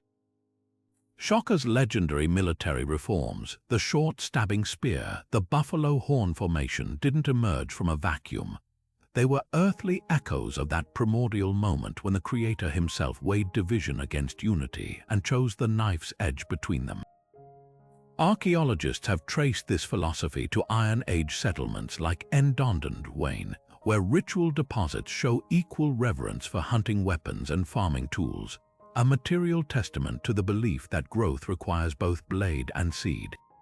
Even the Zulu language reflects this duality. Ubuntu, the philosophy of shared humanity, exists alongside Impi, the relentless discipline of the warrior. Uncullunkulu's legacy wasn't just a creation story. It was a survival manual written in starlight and soil, teaching that true strength lies in knowing when to cleave and when to bind. Modern Zulu praise poetry still invokes this cosmic schism, comparing battle formations to the parting of celestial bodies. When a regiment chants Izulu Liolaba, the sky stabs, they're not just rallying for war, they're reenacting the instant when Uncullunkulu's choice made conflict inevitable and thus sacred. His separation didn't just shape the world, it demanded that every generation afterward wield their own divisions wisely, whether splitting enemy lines on the battlefield or discerning justice from cruelty in times of peace. The echoes of that first rupture still vibrate in the rolling hills of KwaZulu-Natal, whispering that creation and conflict were never truly opposites, just two sides of the same assegai forged in the fire of beginnings. The cedar forests of the Pacific Northwest trembled under the beating of wings vast enough to blot out the sun, as Thunderbird plunged from the storm clouds with talons crackling with lightning. Below, the dark swell of the ocean surged upward not as waves, but as the arching spine of whale, a being so massive its flukes could churn the sea into froth for miles. This wasn't just a battle between creatures, it was a mythic explosion of elemental forces where the fury of the skies collided with the crushing depth of the waters, and the coastal tribes who told these stories knew the stakes were far greater than any ordinary hunt. For the Kwakwaka'wakwa, Haida, and Tlingit peoples, Thunderbird and whale weren't just symbols, they were living embodiments of natural laws. Thunderbird, with its piercing cry that shook the mountains, carried the power of transformation, its wings stirring the winds that brought both life-giving rain and devastating tempests. Whale, a titan of the unseen depths, held dominion over the mysteries beneath the surface, its movements dictating the abundance of salmon and the safety of canoe journeys. When these two clashed, it wasn't for sport or dominance alone. It was a cosmic recalibration, a violent rebalancing of the world's equilibrium. The Thunderbird's talons might rake deep wounds into whale's back, but those gashes weren't just scars. They became fjords and inlets, reshaping the very coastline. The battles played out in vivid detail across totem poles and ceremonial masks, where artists carved Thunderbird's outstretched wings mid-swoop, its eyes gleaming with divine fire, locked forever in struggle with whale's coiled might. These weren't just decorations, they were sacred maps of power. Among the new Chonolth, a chief might wear a Thunderbird headdress during potlatch ceremonies, not to glorify war, but to channel the creature's ability to restore balance. Just as Thunderbird storms cleared the air after drought, a leader's decisions could heal rifts in the community. Conversely, whale's resilience reminded people that even the mightiest forces could be overcome with patience and strategy, as whale often dove deep to evade Thunderbird strikes only to resurface stronger. Yet the most profound layer of these stories lies in their environmental wisdom. Tribes along the Salish Sea noticed that Thunderbird-whale clashes often preceded seasonal shifts, storms brewing before the salmon runs, or turbulent seas giving way to calm. The myths became predictive tools woven into the fabric of daily life. When elders spoke of thunderbirds snatching whale from the waves, they weren't just recounting a legend. They were explaining the interplay of atmospheric pressure and ocean currents long before modern science could. Even the sound of thunderbirds' wings held meaning. The booming flaps mimicked the barometric drops that heralded coming storms, teaching listeners to read the weather in the echoes of the myth. Today, scientists studying Pacific Northwest ecosystems find eerie parallels to these ancient narratives. Orcas, the modern counterparts of mythic whales, do indeed battle with seabirds over salmon, a real-world echo of the primordial struggle. And when storm systems collide with the Humboldt current, the resulting turbulence mirrors the thunderbird's tantrums. But the stories endure not because they match scientific data, but because they capture a truth deeper than facts. That conflict isn't destruction, but dialogue. The Thunderbird and Whale Wars remind us that the world isn't built on stillness, but on the relentless, necessary tension between forces greater than ourselves. Every thunderclap, every crashing wave is another verse in their eternal argument, and we're all witnesses to the drama. From the thunder-riddled skies where Zeus toppled titans to the mist-laden shores where Susanu wrestled monstrous serpents, one truth echoes across every culture's legends. Humanity has always framed its greatest struggles as cosmic wars.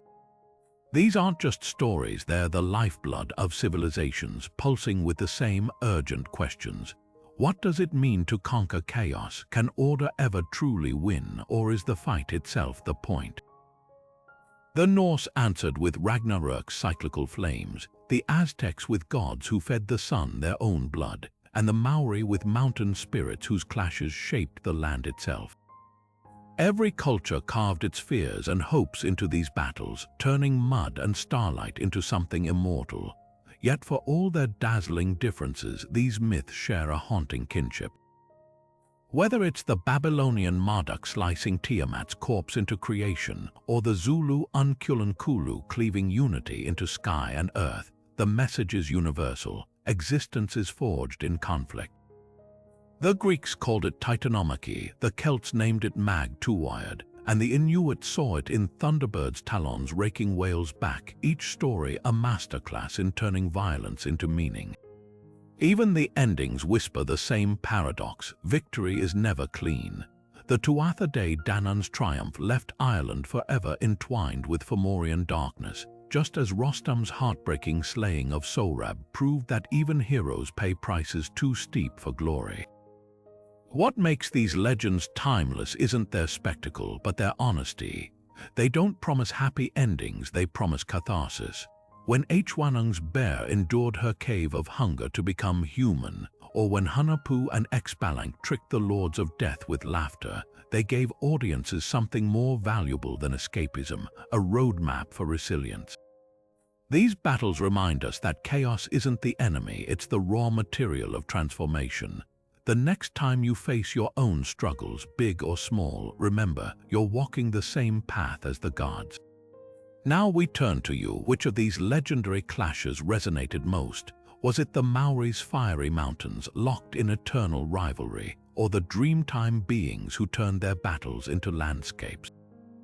Share your favorites in the comments and let's keep the stories alive, because as long as we keep telling them, the fight for meaning never truly